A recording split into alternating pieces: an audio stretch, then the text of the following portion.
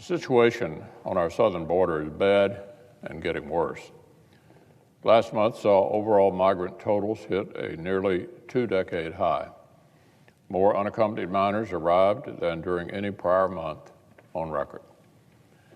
These kids, crowded in under-equipped facilities, tended by increasingly overwhelmed personnel, have become the heart-wrenching face of this crisis. Yet the most resolve, the most strength that this administration has shown on the border has been their commitment to their talking points, their refusal to call the crisis a crisis. This past weekend, the President of the United States himself slipped up and used that forbidden word. But get this, he was then overruled by his own staff. Yesterday, his press secretary said President Biden actually didn't intend to describe the situation as a crisis. Fascinating. But then yesterday, at last, we saw this administration take some new action on immigration. Finally, some proactive steps.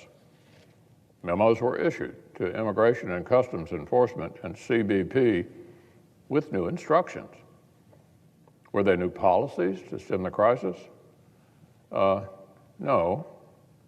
Stepped up enforcement? No.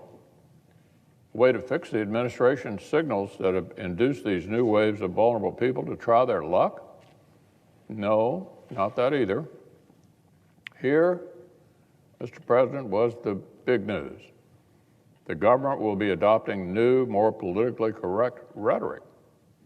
Under this administration, we'll no longer have illegal aliens, not because they'll secure the border, just because they now will be called non-citizens or undocumented migrants, and so on.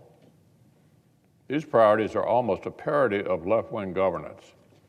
Not securing the border, not a better plan for the children, just woke proofreading.